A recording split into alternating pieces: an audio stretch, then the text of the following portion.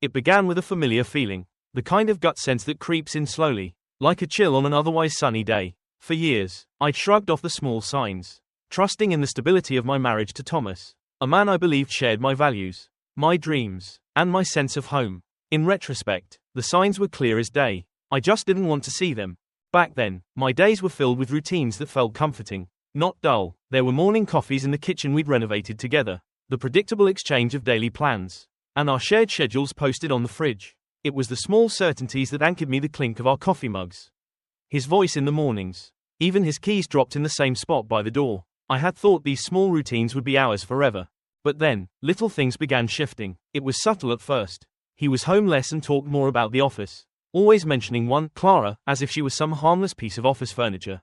His late nights became more frequent, his excuses easier to swallow but harder to believe. There was a new cologne scent on his clothes, one that I hadn't bought him, and when I found a lipstick-stained napkin in his car, my heart dropped. But I told myself it was nothing. I blamed my own insecurities, convinced myself that I was being paranoid, too sensitive, or even irrational. But the truth was there, waiting for me to see it. And with each ignored clue, it grew bolder. It became hard to look myself in the mirror. Had I let myself go? Did I lose the spark? The questions crept in uninvited, like pests invading the cozy little home I'd built in my mind.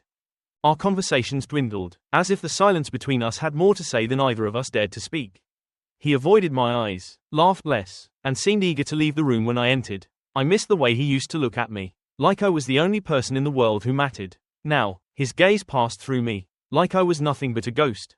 But denial has a way of anchoring itself, making it hard to uproot even when you know the truth is just under the surface. Festering, I would tell myself, tomorrow, I'll ask him, tomorrow, I'll bring it up, but tomorrow kept drifting further out of reach. And with each day, I could feel something precious slipping away.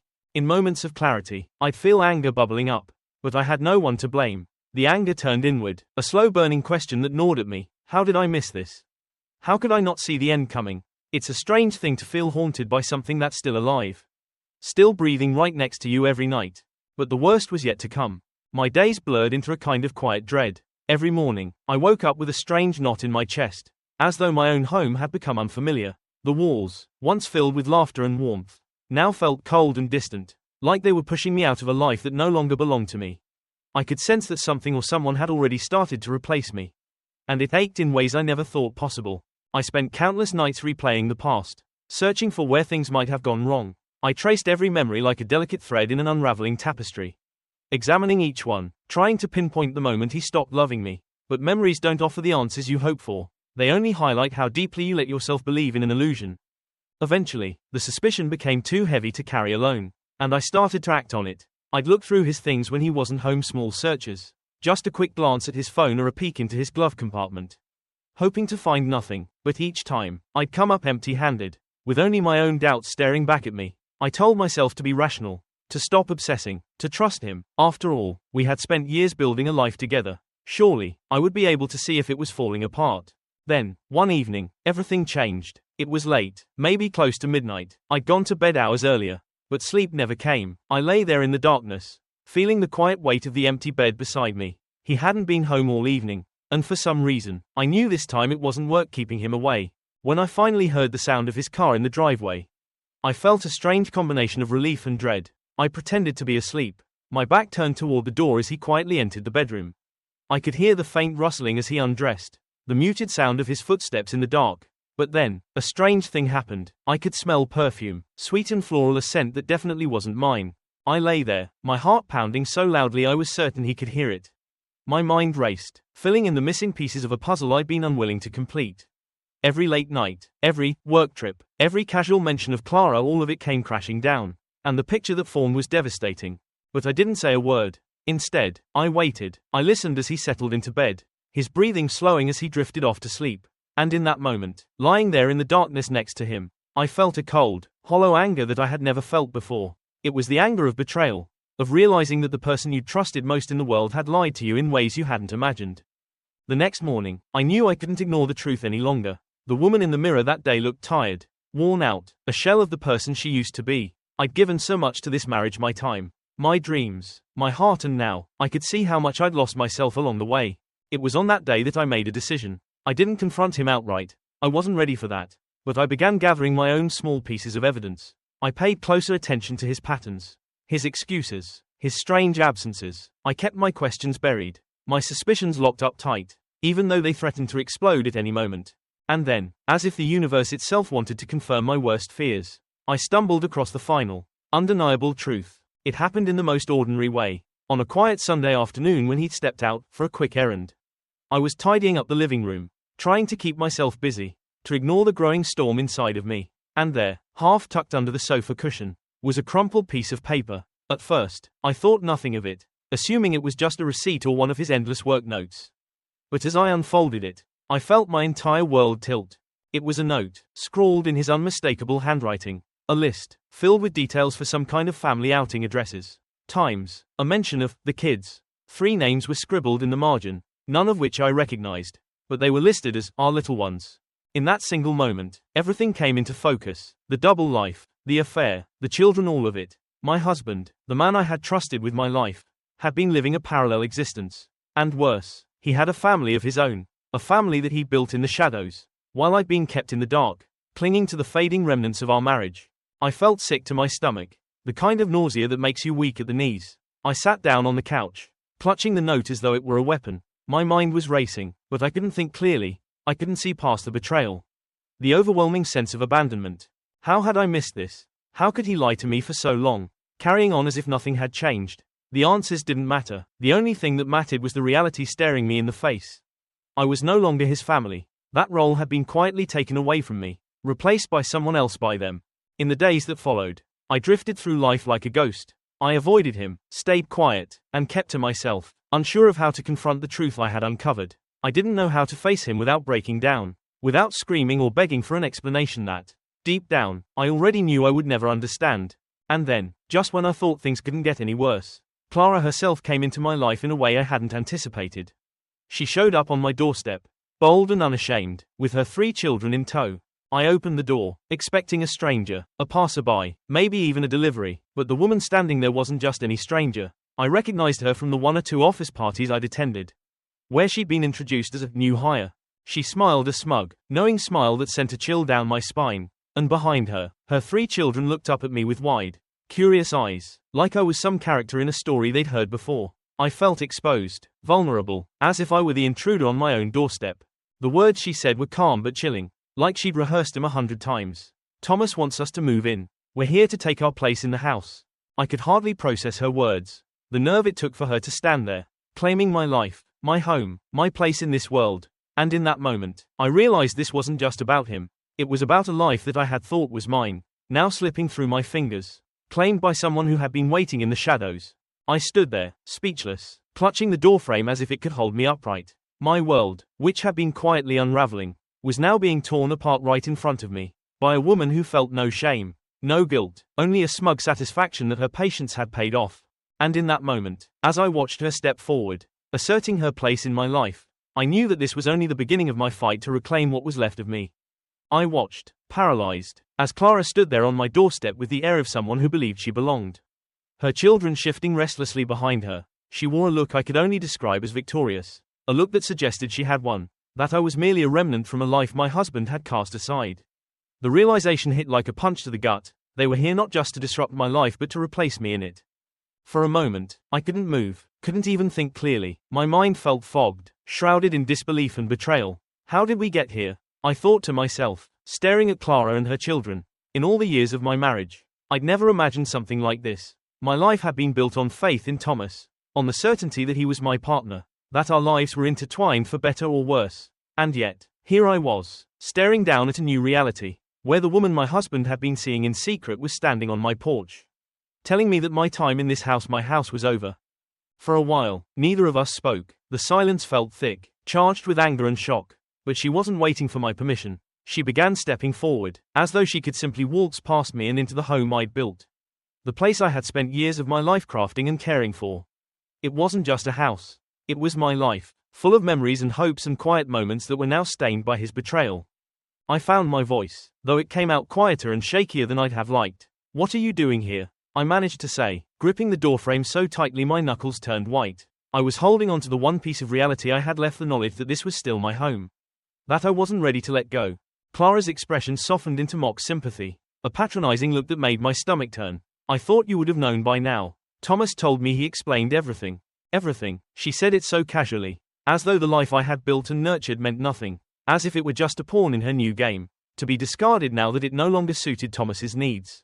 But she didn't know that I hadn't received any explanations, that my husband had been so cowardly as to leave me in the dark until she turned up, bringing her children as evidence of his infidelity. I don't think you understand, I replied, my voice steadier this time. This is my house. I'm not going anywhere. She tilted her head, sizing me up, her gaze sharp and appraising. For a moment, I saw her confidence falter. You can't expect to hold on to something that doesn't belong to you anymore, she said, a hint of irritation creeping into her tone. Thomas made it very clear that he wants us here. We're his family now. We're his family now. The words sank in slowly, like a dagger pressed into a wound. It was true. Thomas had left me, abandoned the life we'd built, and chosen to start fresh with Clara and their children. He had created a new family, one that had nothing to do with me. The realization brought a wave of emotions crashing down, feelings so intense I thought they might break me. But in the midst of that pain, I felt something else, something new, a deep, burning resolve. I wasn't going to let her, or Thomas, or anyone else take what was mine. This house was more than a building. It was a testament to my years of devotion, of love, of sacrifice. It held the echoes of my dreams, the marks of my efforts, and the quiet pride of a life that I had worked hard to build. They may have decided to replace me in Thomas's life, but they would not replace me here. I straightened up, drawing in a breath as I prepared myself to face her head-on. Thomas may have told you a lot of things, I said, my voice cold and unyielding, but he's wrong if he thinks I'll give up my home without a fight. Clara's eyes narrowed, her smug smile slipping. You think you can just hold on? That Thomas is going to side with you? She laughed, a harsh sound. You're deluding yourself. We're already here. Why don't you make it easier for yourself and just leave? It was then that I realized just how twisted this situation had become. Here was a woman who, without an ounce of guilt or regret, was demanding that I disappear so she could settle into a life she had taken by deception. She didn't see me as a person. To her, I was nothing more than an obstacle, a roadblock on her way to claiming what she felt entitled to. But that was her mistake. She had underestimated me, seen only a defeated woman standing in the way of her dreams. But she didn't know what it had taken for me to get here. What I had sacrificed, how deeply I had poured myself into this life. She didn't know the strength that had been slowly building within me. Day by day, as I faced each new revelation, each painful reminder of the betrayal that had shattered my world, that strength was mine, forged through heartbreak, and it was stronger than she could ever imagine. She stood there, her 3 children fidgeting behind her, unaware of the storm brewing in the silence between us. And in that silence, I realized something else, something that brought a strange sense of clarity. I had been clinging to the past, to a version of Thomas that no longer existed. I had been holding on to a life that had crumbled beneath me. But this house was mine. It was a part of my story, my journey, not a reminder of him or of the betrayal, and I wasn't about to let her take it away. I looked her in the eyes, and I could see the slightest hint of doubt flicker across her face. Perhaps she sensed that I wasn't going to roll over and accept this defeat. This isn't over, I said, my voice calm but firm. I'm not going to let you just take what you want. If Thomas wants this, he'll have to face me himself. Without another word, I stepped back, closing the door firmly in her face. I could hear her frustrated exclamation on the other side, the muffled sound of her disbelief. But I didn't care. For the first time in a long while, I felt a sense of control, a feeling that maybe, just maybe, I wasn't powerless in all of this. In the days that followed, I found a new resolve building within me. I called a lawyer, someone recommended by a friend who had gone through a messy divorce of her own. I told him everything about the affair, about the children, about Clara showing up on my doorstep like she had every right to walk into my life and take over. He listened quietly, nodding in understanding, and when I was done, he simply said, "You have options." Those words were like a lifeline. For so long, I had felt trapped, confined by the betrayal, by my own grief, by the overwhelming sense of loss. But now, for the first time, I realized that I had choices. I wasn't just a victim in this story. I had agency, and I could decide how it would end. The days turned into weeks, each one filled with meetings, paperwork, and preparations. Clara and Thomas made their intentions clear. He wanted the house, a piece of property he thought he could just take as if my years of devotion and sacrifice didn't matter. But I fought back. I fought for my rights, for my dignity, for the home that I had built with my own hands and heart. As I navigated the legal process, I felt myself growing stronger. The fear and anger I'd once felt began to transform, shifting into a fierce determination to reclaim my life. This wasn't just about the house, it was about standing up for myself, for the woman I had lost somewhere along the way. And as each day passed, I felt her returning, piece by piece, stronger and more resilient than before. Eventually, the day came when we met in court. Thomas was there, his eyes avoiding mine, the man who had once vowed to protect me now standing as my opponent. Clara sat beside him, clutching his arm, her smug smile replaced by a look of uncertainty. And as I took my seat, a calmness settled over me. I had fought my battle, and no matter the outcome, I knew I had won something far more important. I had found myself again. In the end, the house remained mine, a victory that felt bittersweet yet empowering. Clara and her children would have to find another place to call home. And Thomas, well, he had already found his new life. But I had gained something more precious, a life that was wholly my own. Untainted by betrayal, built on my own strength and resilience. As I walked out of the courthouse that day, I felt a sense of peace I hadn't known in a long time. The road ahead was uncertain, full of unknowns and challenges. But it was mine, and for the first time in what felt like forever, I was ready to face it. Leaving the courthouse, a fresh gust of autumn wind hit my face, carrying with it a new beginning. The finality of that courtroom decision had lifted a weight I'd been carrying for years. As I walked to my car, I felt the memory of the betrayal trailing behind me, growing distant with each step. I'd spent so long hoping for things to return to the way they were that I'd lost sight of myself. My dreams, my worth. But now, I knew that hope had been an illusion, something I clung to in the face of a truth too painful to confront. The weeks that followed felt like a strange, almost surreal rebirth. The house, once haunted by painful memories, became a place where I could start fresh. I moved slowly at first, room by room, purging what didn't belong to me and finding new ways to make the space mine. Each box I packed, each photo I took down, felt like peeling back layers of my old life. The walls began to feel different. They didn't echo the past but instead absorbed my plans for the future. In that house, once shared and now mine alone, I began the journey of rediscovering who I was, separate from anyone else's expectations or betrayals. But even as the weeks passed, Thomas and Clara remained fixtures on the fringes of my life. The small town wasn't big enough to avoid running into familiar faces. And now and then, I'd catch sight of them. They were a family now, a complete unit, something that once would have shattered me to witness. But as I grew stronger, I learned to see them as figures from a story that was no longer mine to tell.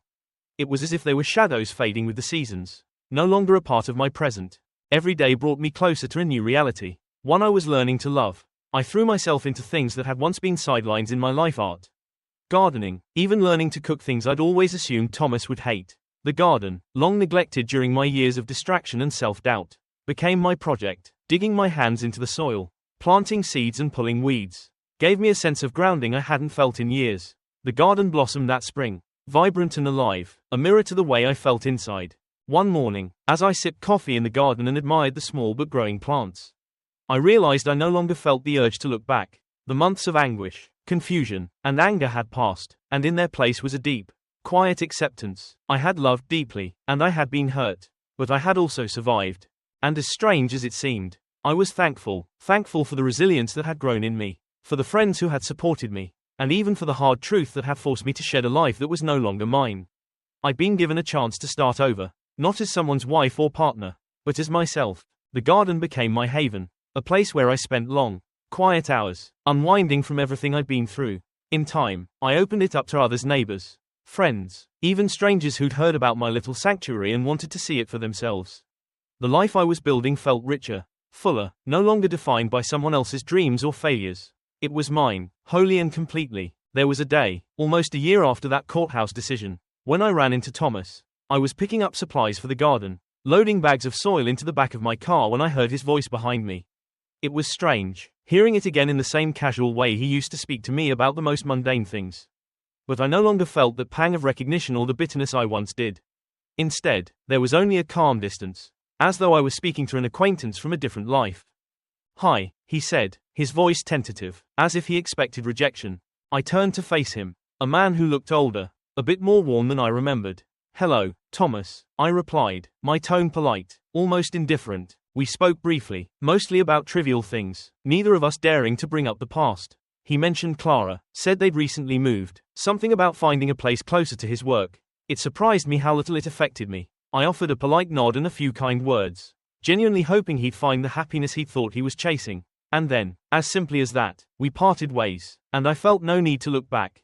That night, sitting alone in my garden, surrounded by the quiet hum of nature, I thought about how far I'd come. I no longer harbored anger or resentment, those feelings had faded, replaced by a gratitude for the journey I had endured. I realized that in reclaiming my life, I had found peace, a peace rooted in self-respect, independence, and the knowledge that I had the strength to withstand anything life threw at me.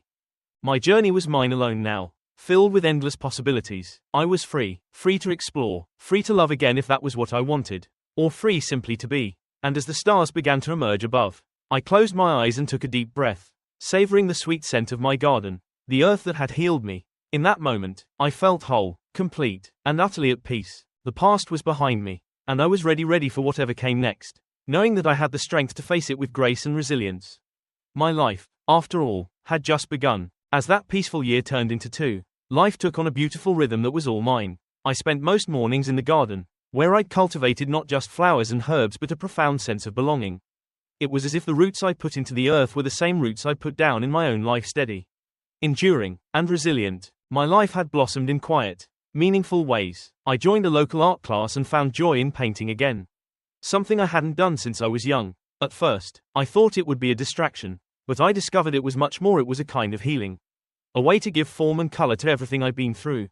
My artwork became an expression of my journey, and the people around me noticed. I even began to sell my pieces at local fairs and events. Watching as my creations found homes with others. It was an experience that made me feel valued, seen, and deeply fulfilled. But perhaps the most unexpected part was the friendships I'd made along the way. Some of the women I met in art class became close friends. And over time, we formed a little group, meeting regularly to talk about life, our dreams, our regrets. There was a woman named Linda, who had just gone through a similar heartbreak, and a younger woman, Sarah, who had recently moved to the area, looking to escape her own past. Together, we supported each other, each of us understanding that, although life had broken us in different ways, we were learning to build it back stronger. It was a summer evening, 2.5 years since the day Clara had shown up on my doorstep. When I felt a change come over me, I was hosting a gathering in my garden, just a small group of friends and neighbors who'd grown to be part of my life.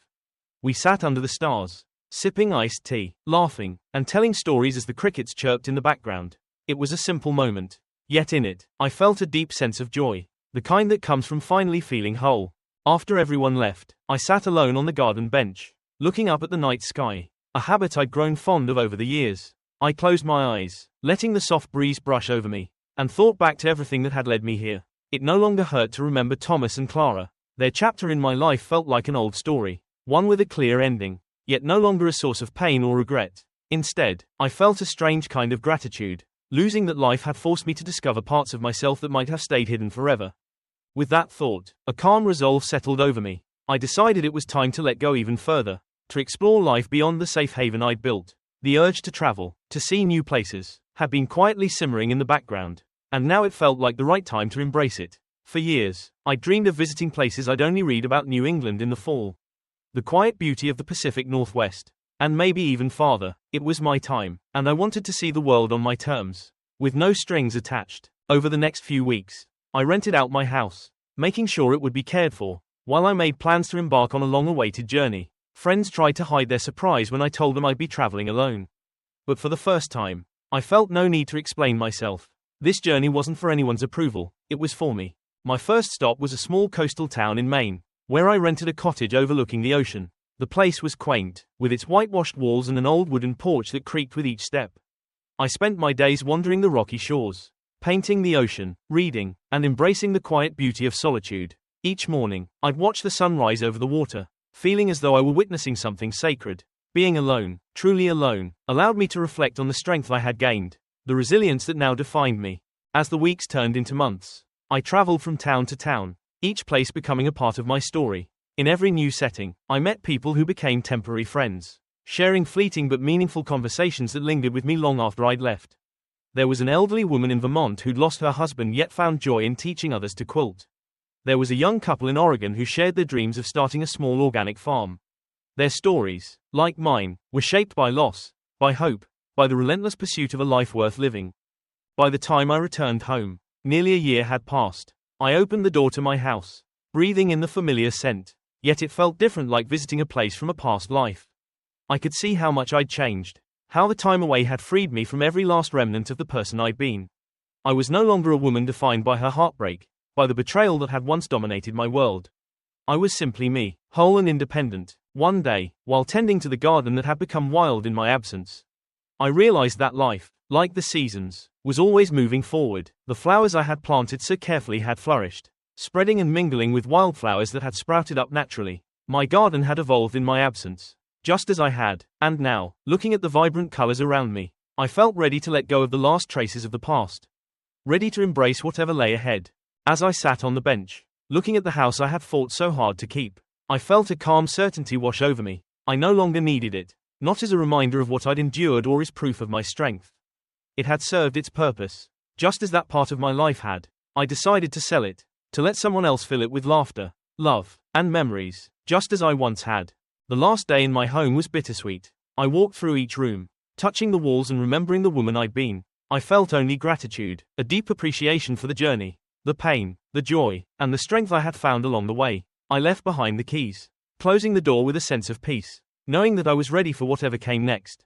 Now, as I write this from a small cottage nestled on a hillside overlooking the mountains, I feel an overwhelming sense of freedom. My life is no longer tied to a place or a person but flows with each new day, each new horizon. I have discovered that happiness isn't found in holding on but in the grace of letting go. Looking back, I see that my husband's betrayal, Clara's audacious intrusion, and all the heartbreak that followed were catalysts, pushing me toward the life I was meant to live. I found strength I hadn't known I possessed, forged in the fires of loss. And now, I am here content, whole, and fully alive. This journey isn't over. There are still countless roads to wander, stories to tell, and memories to create. But wherever I go, I carry with me the peace of knowing that I am enough, that my worth isn't tied to anyone else but rests firmly within me. I am free, and life, with all its beauty and possibility, awaits. As I sit here, reflecting on the journey that brought me to this quiet hillside cottage, I feel a profound sense of gratitude that fills me to the brim. It's the kind of gratitude that doesn't erase the pain of the past but embraces it, holds it close, acknowledging that each hardship shaped the woman I've become. In many ways, it feels like the final chapter in a long, winding story, the end of one journey and the beginning of another. With the sale of my home, I was no longer anchored to any one place. I could roam freely, choose my next destination without hesitation or fear. I knew I was no longer running from anything but instead moving towards something new. The freedom of not having a fixed address felt like shedding an old skin. I could wander, redefine myself with each new step, explore without ever having to look back. I kept in touch with the friends I'd made, women whose stories, like mine, were woven with loss, resilience, and a drive to heal. Linda, my dear friend from the art class, called me often, eager to share her own small triumphs. I think we both recognized how much we'd grown, how much we'd learned from each other and from the simple act of reclaiming our lives. She even came to visit me once, staying for a week in my little hillside retreat, where we laughed, cried, and filled the cottage with the joy of friendship. Our lives now worlds apart from the places we'd once inhabited. In this new life, I made a habit of keeping a journal, a way to chronicle my thoughts, my dreams, and the beauty of my journey. I'd write every day, not out of obligation but out of reverence for each new experience. The words flowed freely, as if each sentence were a small gift I was giving myself. A reminder that my story was still unfolding. It's strange to think about it now, but in those quiet hours, alone with my thoughts and pen, I began to see the story of my life as something beautiful, worthy, a narrative worth telling. Over time, my writing turned outward. I began to share parts of my story with others, penning essays about resilience, about the unexpected paths life takes us down, about the strength we find when we're left with nothing else. The response was overwhelming. Readers, many of them women who had faced their own trials, reached out, thanking me for putting into words the things they couldn't express themselves. It was as if my story had become a bridge, connecting me to people who understood the quiet, often hidden battles of the heart. And as I shared my journey, something incredible happened. My heart opened in ways I hadn't anticipated. I had once thought that a new beginning meant shutting out the past entirely. But I came to realize that healing doesn't always mean leaving everything behind. Sometimes, healing is about welcoming in all parts of yourself the parts that hurt, the parts that heal, and everything in between. Years passed, and my travels took me to places I had only dreamed of seeing: the rolling hills of Tuscany, the lavender fields of Provence, the bustling streets of Kyoto. Each place added to the mosaic of my life, each destination leaving its mark on my soul. But no matter where I wandered, I always returned to that quiet cottage on the hillside, my refuge and sanctuary. In time, as the years layered upon themselves, I met someone new. He wasn't a grand, sweeping romance, the kind that sweeps you off your feet or clouds your vision. Instead, he was a calm presence, a steady companion who respected the life I had built. We met by chance at a small gallery showing where one of my paintings was on display. He was admiring it quietly, a look of calm appreciation on his face. And when he saw me, He asked a simple question. Is this one of yours? That was how it began. No pretense, no urgency, just two people finding companionship in a world they'd both learned to navigate alone. His own story was quiet, full of similar losses and recoveries. And together we found comfort in each other's experiences. There was no rush, no need to define things or make promises. We both understood that love, real love, didn't demand anything but presence, acceptance, and the willingness to share a life without claiming ownership of it. I never expected to find love again, but as our days together unfolded, I realized that love didn't have to look the way I once thought it did. It wasn't a grand, all-consuming fire, it was a steady warmth, like the sun rising each morning, reliable and quietly beautiful, and perhaps that was what I had needed all along, a love that didn't demand, that didn't cling or consume, but simply allowed me to be. Looking back, I see now that every loss, every heartbreak, every betrayal was a stepping stone leading me to this life, this happiness I hadn't thought possible. The things I had once seen as endings were actually beginnings, each painful moment giving way to something stronger, deeper, and more meaningful. I had been so afraid of letting go, thinking it would mean losing everything. But in letting go, I had gained a life that was rich with purpose, beauty, and peace. And here I am now, years after that fateful day, writing once again from my hillside cottage. The seasons have turned many times since then, each one leaving its quiet mark. My garden, once a symbol of my struggles, is now a lush, vibrant testament to growth, its flowers and trees thriving just as I have. I've let go of the house that was once a fortress, but this cottage feels like home in a way that place never did. A place that welcomes me with open arms no matter how far I roam. The woman I am today is unrecognizable from the woman I was back then. I am stronger, wiser, and most importantly, free from expectations, free from regret, and free from the ghosts of the past. Life, with all its ups and downs, has shaped me into someone who no longer fears the unknown but embraces it. I am not defined by what happened to me but by how I rose above it. By how I found light in the darkest of places. And as I sit here, pen in hand, watching the sun set over the mountains, I feel a contentment that goes beyond words. My story, once marked by heartbreak and loss, is now one of resilience, joy, and profound peace. I have learned that we are never truly broken, we are always in the process of becoming whole.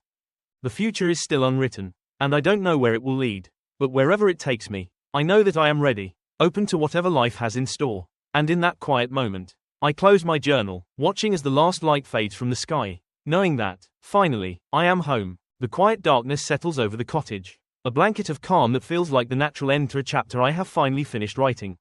And though the pages are now closed, I know that tomorrow will bring another chance to begin anew. This knowledge, the quiet assurance that I am capable of facing anything that comes my way, fills me with an unfamiliar but welcome sense of peace. As the night deepens, I take one last walk around the garden, the place where so much healing has taken root. The air is crisp, scented with the soft perfume of lavender and sage. Plants I'd once nurtured as symbols of hope and growth. Now, they thrive freely, as if they, too, understand that this space is a testament to survival and rebirth. In the months following my return to the cottage, I find that life has a way of surprising you even when you think you've experienced it all. My story reaches others in ways I could never have expected. I receive letters and emails from people I'll never meet, but who tell me that my words touched them, that they found strength in knowing they aren't alone. Some letters are simple and kind, others carry the weight of sorrow, anger, and gratitude, echoes of emotions I understand deeply. Knowing that my journey could offer hope to someone else is one of the most unexpected gifts to come from everything I've endured. One day, I receive an invitation from a small publishing house interested in turning my essays and reflections into a book. The idea takes me by surprise. A book. I never thought of myself as an author, but there it is, a chance to weave my words into something lasting. Something that could sit on a shelf and be held in someone else's hands. After careful thought, I decide to accept, recognizing that sharing my story in this way is a way of honoring every step that led me here. The book becomes a labor of love, a journey in itself. Each page is a reflection on resilience, forgiveness, and growth, woven from my own experiences and the wisdom I've found along the way. As I write, I see myself in the words a woman who loved and lost, who fell apart and learned to rebuild. I tell the story of heartbreak, but also of discovery and self-reliance. I write not only for myself but for anyone who might need to read it someday. Months pass, and then, finally, the day arrives. My book is published, and I hold it in my hands, a tangible symbol of everything I have overcome. I share it with my friends, with my small circle of readers, and even with the neighbors who have watched me quietly transform. There is something powerful about turning pain into something constructive, something that holds meaning and offers comfort. The book becomes not only my story but a story for anyone who has ever found themselves at a crossroads, searching for the strength to start anew. As I continue my quiet, simple life, I know there are no grand finales or dramatic conclusions. Instead, life moves forward with small, tender moments, each one a reminder that beauty can be found in the ordinary. There are rainy days spent inside, tea in hand, watching the world soften under a misty veil. There are sunlit afternoons on long walks through the countryside, the kind of days that pass without urgency, filling my heart with gratitude for the simplest things. The man I met that day at the gallery becomes a part of my life in gentle, unexpected ways. We see each other when our paths align, sharing quiet weekends and unhurried evenings, exploring the contours of our lives without the pressure to define or bind them. His companionship, like everything in this chapter of my life, feels rooted in calm and respect. We are two people who have come to understand that love can exist without demands, without drama, just as two souls traveling together, grateful for the company. I don't know what lies ahead, but that is no longer a source of fear. If there's one thing I've learned, it's that life's true beauty lies in its unpredictability. The future is like the winding paths of my garden, some familiar, some wild and unknown, each one worth exploring. On the anniversary of my book's release, I host a gathering at the cottage. It's a small celebration, attended by the friends I've made along the way, those who have been part of my journey and have witnessed the transformations I have undergone. The cottage is filled with laughter and warmth, echoing with voices and stories. I look around, marveling at how life has a way of bringing together exactly the right people, the right moments, the right gifts. This circle of friends, this community, is perhaps the greatest blessing of all. When the night winds down and the guests leave, I step outside, standing beneath the blanket of stars in the quiet of the night. The garden, my old friend, glimmers faintly in the moonlight, each plant a reminder of the journey we've shared. In this stillness, I feel a powerful sense of completion, as though every piece of my story has finally settled into place. This life, this quiet and beautiful life, feels complete, like a work of art lovingly crafted over years of resilience and growth. And in the end, I realize that I am exactly where I am meant to be. The future will come in its own time, and whatever it brings, I know I am ready to meet it with open arms. With a deep breath, I close my eyes, letting gratitude fill every corner of my heart, for everything that has been and everything yet to come. I am grateful, and as I stand there in the quiet of the night, I know that, no matter where life leads, I am home. In the stillness of that night, as I stood under the stars and let the enormity of everything settle, I knew that my life had entered a new chapter, a chapter that might be quieter than the ones that came before, yet richer in meaning and depth than I could have imagined. As the months slipped by, the cottage became my steady anchor. It welcomed each new season with the grace of something rooted deep, like me, yet still open to change. Winters were filled with evenings by the fireplace, reading novels and drafting letters to the friends I'd made on my travels. Summers brought bursts of color to my garden, a symphony of wildflowers and vegetables that I tended with care and pride. I often marveled at the miracle of growth, both in the garden and in myself. Then one evening, a letter arrived, tucked into my mailbox as though it had been waiting for me all along. It was from a woman named Ellen, someone I'd never met but who had read my book and felt compelled to write to me. She shared her own story of heartbreak and resilience, confiding in me as though we were old friends. She wrote about her husband's sudden departure and the slow, painful process of rebuilding a life that had felt like it was slipping through her hands. Her words carried a vulnerability and strength that reminded me of my own journey. Ellen's letter touched me deeply. She ended it with a simple line: "Thank you for telling your story." It made me feel like I wasn't alone.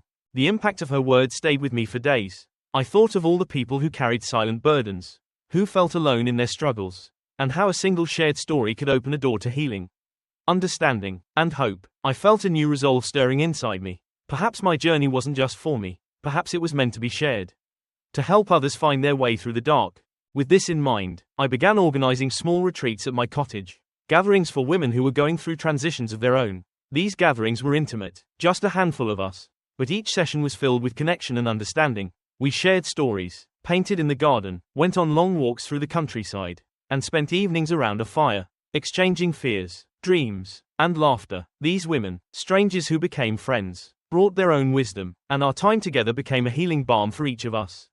What I hadn't expected was how deeply this would fulfill me. The role of guide, friend, and listener felt like something I was meant to do all along. The retreats grew slowly, by word of mouth, attracting people from all walks of life. Each person brought their own chapter of life, their own story, and in return, they found a space where they could lay down their burdens and rediscover themselves. One autumn evening, after a retreat group had left and I was alone in the cottage, I sat by the fire, reflecting on how far I'd come. I realized that by helping others, I had woven my own wounds into something beautiful, something that could offer hope and comfort. My life had come full circle. yet it felt open-ended, like a story with pages still waiting to be filled. As I sat there, a gentle feeling of purpose washed over me. Life, it seemed, had a way of offering redemption not in grand gestures but in quiet, everyday acts of compassion and understanding. The heartache that had once nearly broken me was now a wellspring of strength, empathy, and connection. I felt like I was truly living, not just existing, and that the life I'd rebuilt was filled with authenticity and meaning. Through the years that followed, I continued to open my home and my heart to those who needed a place of solace. Each retreat was unique, each woman leaving a small piece of herself behind, and each one carrying a part of me with her. I knew that I was exactly where I was meant to be, that the pain of the past had paved the way for something deeply fulfilling and true. In the end, I realized that my story wasn't defined by the chapters that had hurt me but by the chapters I had written in their wake. The loss, betrayal, and heartbreak were not the sum of who I was. Instead, they were the brushstrokes of a larger, more beautiful painting, one that spoke of resilience, kindness, and the courage to rebuild. As I grew older, I watched as each season in the garden changed, mirroring the cycles of life I'd come to cherish. My heart felt light, free from the weight of the past, and I knew that I would continue sharing this piece with others for as long as I could. On my last evening at the cottage, when age and time had finally convinced me to pass it on to someone else, I took one final walk through the garden. I touched each plant, each tree, each familiar stone, letting the memories settle in my heart. There were no tears, no regrets, only gratitude. This home, this life, had been a gift, a second chance that had blossomed beyond anything I could have imagined.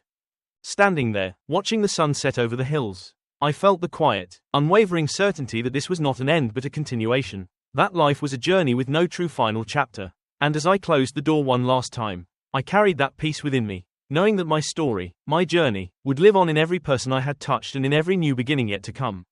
Life, I had learned, was about letting go and moving forward, again and again, trusting that each step, each page, would lead me exactly where I was meant to be. And with that trust, I embraced the future, open to all the beauty and possibility it still held.